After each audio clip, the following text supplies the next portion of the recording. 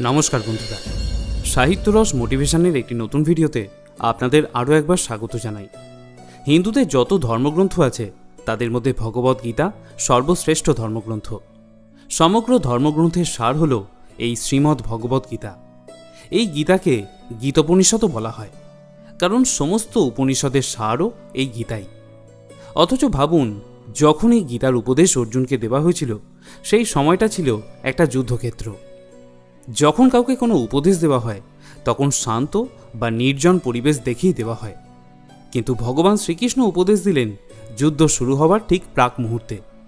তাও আবার যে সে যুদ্ধ নয়, পৌরাণিককালে যত ভয়ঙ্কর যুদ্ধ ঘটেছিল তাদের মধ্যে অন্যতম এই মহাভারতের যুদ্ধ, যাকে কুরুক্ষেত্রের যুদ্ধও বলা হয়।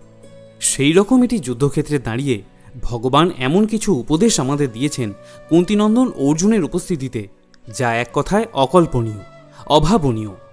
কারণ যে কথাগুলি তিনি অর্জুনকে বলেছিলেন সেই কথাগুলি শুধুমাত্র অর্জুনের জন্যই প্রযোজ্য নয়। সেই কথাগুলি যেমন অতীতকালের জন্য প্রযোজ্য ছিল, ঠিক তেমনই বর্তমান কালের জন্য সমানভাবে প্রযোজ্য। জীবনের সমস্ত সমস্যার সমাধান এই ভগবদ গীতায় রয়েছে। শুধু গীতার মধ্যেই তিনি উপদেশ দেননি, সমগ্র মহাভারতকালে বিভিন্ন সময় তিনি বিভিন্ন উপদেশ দিয়েছিলেন। যদি কেউ মহাভারতে বা গীতায় উল্লেখিত শ্রীকৃষ্ণের বাণীগুলি মন দিয়ে পড়েন বা শুনে সেরকমভাবে নিজেকে পরিচালিত করতে পারেন, আমি নিশ্চিত করে বলতে পারি তার জীবনে কোনোদিন কোনো সমস্যাই আসবে না এবং সে মনে মনে যা চায় তাই পাবে। কিন্তু মনে রাখবেন, যিনি সঠিকভাবে মেনে চলতে পারবেন একমাত্র তার পক্ষেই সম্ভব। আজ আমি আপনাকে গীতায় তথা মহাভারতে উল্লেখিত ভগবানের 5টি মূল্যবান উপদেশের কথা বলবো, যে কথাগুলি ভগবান শ্রীকৃষ্ণ কখনো অর্জুনকে বা কখনো কর্ণকে সামনে রেখে আমাদেরকেই দিয়ে গেছেন। যদি এই কথাগুলি সঠিকভাবে মেনে নিয়ে জীবনে চলতে পারেন, তাহলে আপনি কল্পনাও করতে পারবেন না আপনার জীবন কতটা বদলে গেছে। একবার ভাবুন যে অর্জুন যুদ্ধ করবে না বলে নিজের হাতের গান্ডিব ত্যাগ করে ভগবানের পায়ের কাছে বসে বললেন, হে কেশব, আমি জীবনের এমন এক জায়গায় পৌঁছেছি যেখান থেকে আমি আর উঠে দাঁড়াতে পারছি না। আমি আজ অসহায়, আমাকে পথ দেখাও। একবার ভাবুন, যার সামনে বিশ্ব ব্রহ্মাণ্ডের অধীশ্বর যিনি, তিনি দাঁড়িয়ে আছেন, তার সামনে তিনি একথা বলছেন। সেই অর্জুন যে কিনা মাছের দিকে না তাকিয়ে তাকে লক্ষ্যভেদ করেছিল, যে অর্জুন একাই বিরাট রাজ্যকে কৌরবদের হাত থেকে উদ্ধার করেছিল, সেই অর্জুনের মতো বীর যোদ্ধার মনেও এমন বিষাদ জন্মগ্রহণ করেছিল যে তার জ্ঞান ছিল না। যে স্বয়ং কৃষ্ণ ভগবান যিনি, ত্রিলোকের স্বামী যিনি, তিনি স্বয়ং তার সাথে আছেন, তাও তার মনে এত বিষাদ, এত চিন্তা। এগুলি কেন ছিল? আমাদের জীবনেও এমন এমন সময় এমন এমন ঘটনা ঘটে যখন আমরা ভেবেই পাই না যে আমাদের কি করা উচিত, কি করলে এই সমস্যা থেকে উদ্ধার পাওয়া যাবে। তখন আমরাও অর্জুনের মতো সমস্ত কিছু ত্যাগ করে বসে পড়ি, অসহায়ের মতো। কিন্তু আমরা ভুলে যাই যে ভগবান স্বয়ং আমাদের সঙ্গেই আছেন। কি করে ভাববো আমরা যে মায়া ও মোহতে পড়ে আমরা অন্ধ হয়ে গেছি? তাই তো আমরা ভাবতে পারি না। আমরা ভগবান কৃষ্ণকে দেখার মতো কোনো কর্মই করি না। তাই তিনি এটা আমাদের বোঝানোর জন্য অর্জুনের মনে বিষাদ তৈরি করলেন এবং তারপর আমাদের প্রসাদও দিলেন। সেই প্রসাদ হলো অর্জুনকে সামনে রেখে এমন কিছু উপদেশ যা যুগ যুগ ধরে আমাদের অনুপ্রাণিত করে যাবে। আমরাও যদি অর্জুনের মতো ভগবানের কথাগুলি মন দিয়ে শুনে জীবনে চলতে পারি, তাহলে আমরাও অর্জুনের মতো যে কোনো বিষাদগ্রস্ত অবস্থায় উঠে দাঁড়িয়ে শত্রুর মোকাবিলা করতে পারব। তাহলে চলুন বন্ধুরা, সেই অমূল্য উপদেশগুলির মধ্যে 5টি উপদেশ আমরা জানি এবং শুনি। প্রথম শিক্ষা কি? অর্জুন ভগবানকে জিজ্ঞাসা করলেন, হে মধুসূদন, আপনি কোথায় থাকেন? কি সুন্দর একটি প্রশ্ন, ভেবে দেখুন। এই প্রশ্নটি আমাদের সবার মধ্যেই এসেছে। ভগবান খুব সহজেই বলতে পারতেন, আমি দ্বারকায় থাকি, কারণ তিনি দ্বারকার রাজা, দ্বারকাধীশ। সেখানে কত রকম মন্ডা মিঠাই খাই, কত রকম ব্যঞ্জন পদ আমার জন্য রান্না করা হয়। বা হয়তো এটাও বলতে পারতেন, হে অর্জুন, আমি ঋষিকেশে থাকি, আমি হরিদ্বারে থাকি, বৃন্দাবনে থাকি, বালাজি মন্দিরে থাকি, বা জগন্নাথ ধামে থাকি। বা হয়তো বলতে পারতেন, আমি কালীঘাটে মা কালীর কাছে থাকি। আরও অনেক রকমের মন্দির আছে যেখানে অনেক রকমের প্রসাদ দেওয়া হয়, আমি সেখানে থাকি। এই কথাও বলতে পারতেন। এখানেই শেখার আছে। তিনি কি বললেন? তিনি বললেন, ঈশ্বর সর্বভূতানাম হৃদয়স্যর্জুন তিষ্ঠতি, অর্থাৎ এই জগৎ সংসারের প্রত্যেকটি প্রাণীর হৃদয়ে আমি বাস করি। আর যেদিন কোনো মানুষ তার হৃদয়ে ভগবানকে দেখে নেবেন, সেদিন থেকে সেই মানুষ তার জীবনের সমস্ত লড়াই জিতে যাবেন। লড়াই মানে সংঘর্ষ, কারণ জীবন মানেই তো সংঘর্ষ। ভগবান প্রত্যেকটি জীবের হৃদয়েই থাকেন, অর্থাৎ সবাই তারই অংশ। আর এই কথাটি যে একবার বুঝে যাবে, তার জীবনে যতই সমস্যা আসুক না কেন, হাসতে হাসতে পার হয়ে যাবে। কিন্তু আমরা সত্যিই অদ্ভুত প্রাণী। সমস্যা এলে আমরা নিজেদেরকে বিশ্বাস না করে বিভিন্ন রকম অন্ধ কুসংস্কারে বিশ্বাস করতে শুরু করি, তাবিজ কবজ ধারণ করে ফেলি বা গাছের সুতো বাঁধি। প্রিয় শ্রোতা বন্ধুরা, নিজের ওপর বিশ্বাস রাখুন, আর এই কথাটি স্মরণে রাখুন যে আপনি ভগবানের অংশ। আপনার ভিতরেই ভগবান বাস করেন, তাকে স্মরণ করুন, তাহলেই দেখবেন আপনি সবই করতে পারবেন। আপনার জীবনে কোনো সমস্যাই আর সমস্যা হয়ে দাঁড়াবে না। দ্বিতীয় শিক্ষা, এই মহাভারতে ভগবান যে শুধু অর্জুনকেই উপদেশমূলক বাণী শুনিয়েছিলেন তা নয়, তিনি কর্ণকেও এমন কিছু শিক্ষা দিয়েছেন যেগুলি আমাদের জীবনেও অনেকটাই গুরুত্বপূর্ণ। যখন কর্ণ জানতে পারলেন যে তিনি পাণ্ডবদের জ্যেষ্ঠ ভাই অর্থাৎ বড় ভাই, তখন তার ভীষণ দুঃখ হলো, কষ্ট হলো। তাই তিনি একদিন তার দুঃখের কথা শ্রীকৃষ্ণকে বললেন। তিনি বললেন, হে মাধব, আমার কি দোষ ছিল যে আমার জন্মের সাথে সাথেই আমার মা আমাকে জলে ফেলে দিলেন? গুরু দ্রোণাচার্য আমাকে শিক্ষা দিতে রাজি হলেন না, কারণ আমি ক্ষত্রিয় বংশে ছিলাম না। আমাকে সবাই সুতপুত্র বলতো। দ্রৌপদীর স্বয়ংবরে আমাকে অপমান করা হয়েছিল, কারণ আমি কোনো রাজপরিবারের সদস্য ছিলাম না বলে। আমার ভাগ্যের কি নিষ্ঠুর পরিহাস! সারা জীবন ধরে শুধু অপমানিতই হয়ে গেলাম। তাও আমি অনেক কষ্ট করে ভগবান পরশুরামের কাছে অস্ত্রবিদ্যা শিখলাম, আর সেখানেও আমাকে দোষারোপ করা হলো, আমায় অভিশাপ দেওয়া হলো। এরপর তিনি ভগবানের কাছে তার এই পরিণতির কারণ জিজ্ঞাসা করলেন। হে কেশব, আমাকে বলুন আমার কি দোষ ছিল? আর এখানেই ভগবান কর্ণকে যে উত্তর দিলেন তার থেকেই আমাদের শেখা উচিত। কি বললেন তিনি? ভগবান বললেন, হে সূর্যপুত্র কর্ণ, আমার তো জন্মই হয়েছিল কারাগারে। আমার জন্মের আগে থেকেই আমার মৃত্যুকে নিশ্চিত করার পূর্ব নির্ধারিত ব্যবস্থা গ্রহণ করা হয়েছিল, এবং সেটা করেছিল আমার নিজেরই মামা কংস। আমার জন্ম হওয়ার সাথে সাথেই আমার জন্মদাতা পিতামাতার থেকে আমায় আলাদা করে দেওয়া হলো। গোয়ালার ছেলে হলাম আমি। আমি যখন খুব ছোট, তখন থেকেই আমার ওপর ক্রমাগত আক্রমণ এসেছে। বড় বড় রাক্ষস পাঠানো হতো আমাকে হত্যা করার জন্য। কি করিনি আমি? গরু চড়িয়েছি, গোবর তুলেছি, মাখন চুরি করে খেতাম, আর তার জন্য আমায় শাস্তিও পেতে হতো। চোর অপবাদ দেওয়া হতো। বারবার আমাকে মেরে ফেলার জন্য আমার মামা আমরণ চেষ্টা করে গেছে। আমার জীবনের লড়াই কোন অংশে কম ছিল বলতে পারো? আমার সাথে কি অন্যায় করা হয়নি? এখানে ভগবান কর্ণকে যে শিক্ষা দিলেন সেটা আমাদের জন্য খুবই গুরুত্বপূর্ণ। জীবনে আপনি কতটা অপমানিত হলেন সেটা মহত্বপূর্ণ নয়, মহত্বপূর্ণ হলো আপনি সেই অপমানের জবাব কিভাবে দিলেন। কর্ণ সারা জীবন তার অপমানের কথা ভেবেই কষ্ট পেয়ে গেছেন, কিন্তু ভগবান শ্রীকৃষ্ণ কখনো তার অতীতকে দোষারোপ করেননি। কর্ণ শুধু তার পিছনের অতীতকে দেখে কষ্ট পেয়েছেন, আর শ্রীকৃষ্ণ তার অতীতকে ভুলে শুধু সামনে এগিয়ে গেছেন। প্রকৃতি দুজনের সাথেই অন্যায় করেছেন। কর্ণ সেটা ভোলেননি, কৃষ্ণ কখনো সেটা মনে রাখেননি। একজন সেটাকে মনে রেখে মনের মধ্যে ক্রোধের বিকাশকে জন্ম দিয়েছেন, কিন্তু আরেকজন সেটাকে অমৃত ভেবে মেনে নিয়েছেন। এখানে দুজনের মধ্যেই ছিল একটাই কাজ, স্বীকার করা বা মেনে নেওয়া। কৃষ্ণ নিজের নিয়তিকে মেনে নিয়েছিলেন, কিন্তু কর্ণ কখনো তার নিজের নিয়তিকে মেনে নিতেই পারেননি। আর তার পরিণামস্বরূপ কর্ণ অধর্মের সঙ্গ নিলেন এবং অকালে প্রাণ ত্যাগ করলেন। পরিস্থিতি পরিবর্তনশীল, সে আসবে যাবে। অনেক সময় মনে হবে ভাগ্য আমার সাথে বেইমানি করলো, ধোঁকা দিল। তখন আমাদেরকে বুঝে নিতে হবে আমাদের কি করা উচিত। কর্ণের মতো কষ্ট পেয়ে কাঁদব, নাকি কৃষ্ণের মতো সব কিছুকে নিয়তির ভেলায় ভাসিয়ে দিয়ে জীবনটাকে উপভোগ করব। জীবনের সমস্যা তো আসবেই। এমন কোনো মানুষ পৃথিবীতে পাবেন না যার কোনো সমস্যা নেই। ভগবান শ্রীকৃষ্ণের জীবন কোথায় সহজ ছিল? তিনি তো স্বয়ং পরমেশ্বর। তিনি চাইলে তো তার জীবনে কোনো সমস্যাকে আসতেই দিতেন না, কিন্তু তিনি তা কখনো করেননি। তিনি জানেন ভাগ্যের থেকে বেশি হলো কর্ম, এবং নিয়তিকে পরিবর্তন করা অসম্ভব। তাই তিনি সব কিছুকে নিয়তির ওপরই ছেড়ে দিয়েছিলেন। তিনি হাসি মুখে গান্ধারীর অভিশাপ মাথা পেতে নিয়েছিলেন। এইভাবে পৃথিবীর মানুষকে শিখিয়ে দিয়ে গেলেন যে কর্ম সবাইকে করতে হয় এবং তার পরিণামও সবাইকেই ভোগ করতে হয়, সেটা ভালো হোক বা খারাপ। এই নিয়ম যেমন সাধারণ মানুষের ক্ষেত্রে প্রযোজ্য, তেমনি স্বয়ং ভগবানের ক্ষেত্রেও প্রযোজ্য। তৃতীয় শিক্ষা, পরে প্রহার আগে প্রার্থনা। সামর্থ্য থাকতেও ধৈর্য কিভাবে ধরবেন এটা শিখিয়েছিলেন ভগবান শ্রীকৃষ্ণ মহাভারতে। শিশুপাল ছিলেন শ্রীকৃষ্ণের পিসির ছেলে। তার জন্মের পর তার মা জানতে পারেন যে শিশুপালের মৃত্যু হবে স্বয়ং শ্রীকৃষ্ণের হাতে। তাই তিনি তার ছেলের সমস্ত অপরাধ ক্ষমা করে দেওয়ার জন্য কৃষ্ণকে অনুরোধ করলেন।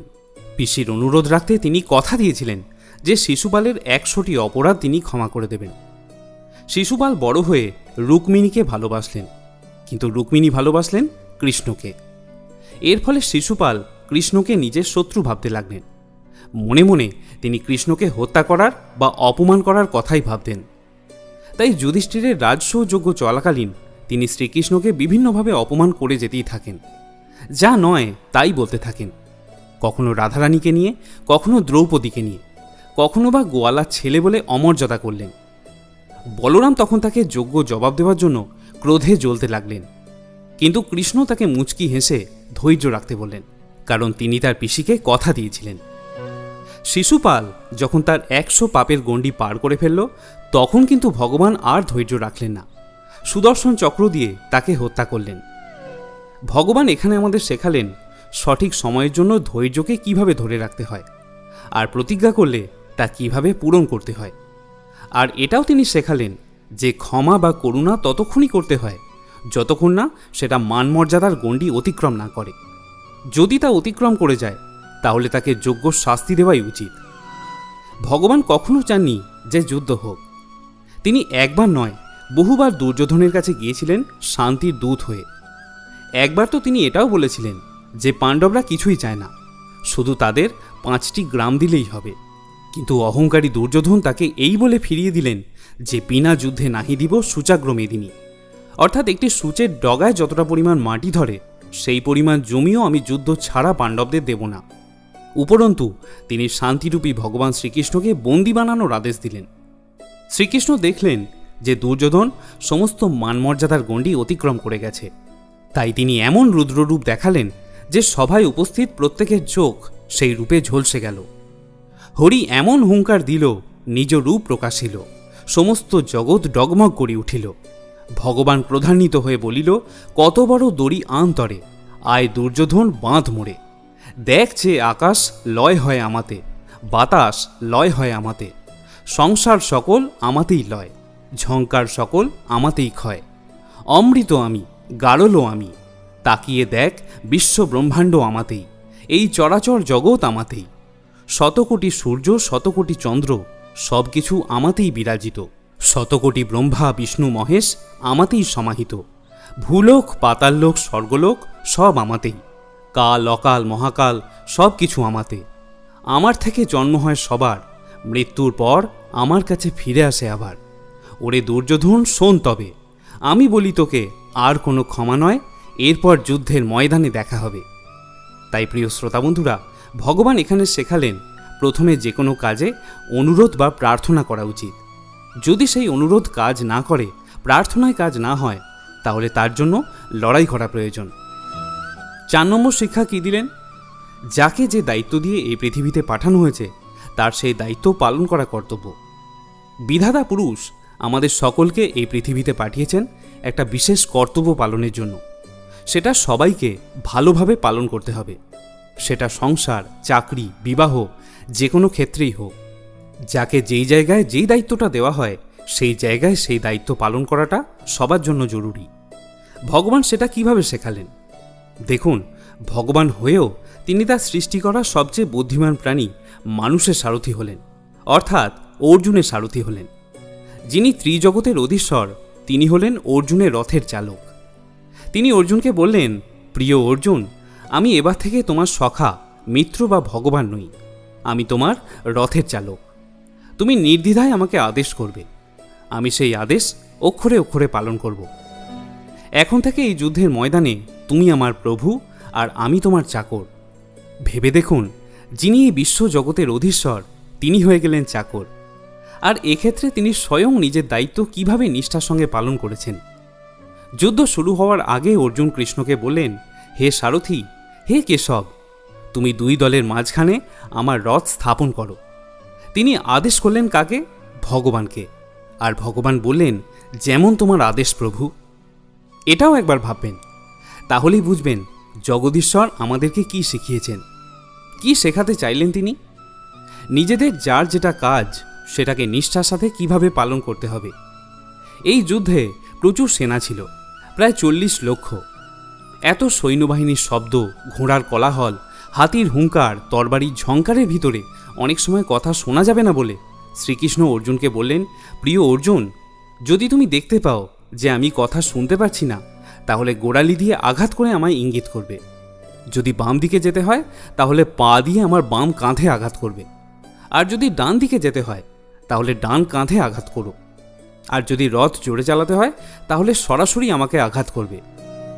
একবার ভাবুন, তিনি তার দায়িত্ব ও কর্ম সম্পর্কে কতটা নিষ্ঠাবান ছিলেন। আর আমরা একটু কিছু হতে না হতেই নিজেকে অনেক বড় ভেবে ফেলি। নিজের কাজটাকে আর সঠিকভাবে করার কথা কারোর মনেই থাকে না। অন্যের ওপর চাপিয়ে দিই বা অন্যকে দোষারোপ করি, আর নিজেকে কর্তব্য থেকে দূরে সরিয়ে রাখি। ভগবান শেখালেন, কোনো কাজ ছোট বা বড় হয় না, যে কোনো কাজ কাজই হয়, শুধু ভাবনার পরিবর্তন হয়। যে কাজই আমরা করি না কেন সেটা দায়িত্ব ও নিষ্ঠার সাথে পালন করা একান্ত প্রয়োজনীয়। তাহলেই জীবনে সুখ আসবে, সাফল্য আসবে। এই ভিডিওর এবং শ্রীকৃষ্ণের 5 নম্বর শিক্ষা, পরিমাণের অনেক প্রয়োজন নেই, গুণগত মান ভালো কিনা সেটা দেখা প্রয়োজন। এটাও মহাভারত থেকে শিক্ষা নেওয়া প্রয়োজন। যুদ্ধ তখনও শুরু হয়নি। দুই পক্ষেরই যার যার যেমন যেমন মিত্র আছে তাদের কাছে সাহায্য চাইছে, যেন তার পক্ষ থেকেই তারা যুদ্ধ করে। এমনই একদিন দুর্যোধন এবং অর্জুন গেলেন শ্রীকৃষ্ণের কাছে সাহায্য চাইতে, কারণ দুজনেই কৃষ্ণের সম্বন্ধের আত্মীয় হন। দুর্যোধন আগেই গিয়েছিলেন। তিনি দেখলেন শ্রীকৃষ্ণ ঘুমোচ্ছেন, তাই দেখে তিনি কৃষ্ণের মাথার কাছে গিয়ে বসলেন। একটু পরে অর্জুন সেখানে উপস্থিত হলেন। তিনি দেখলেন তার বড় ভাই দুর্যোধন আগে থেকেই সেখানে বসে আছেন। তাই অর্জুন আর না বসে ভগবানের পায়ের কাছে দাঁড়িয়ে থাকলেন কৃষ্ণের নিদ্রা থেকে জেগে ওঠার অপেক্ষায়। ভগবান তো অন্তর্যামী, তিনি সবই জানতে পারেন। তাই তিনি জেগে উঠে বসলেন। অর্জুনকে তিনি প্রথমে দেখতে পেলেন। জিজ্ঞাসা করলেন, পার্থ, তুমি কখন এসেছ?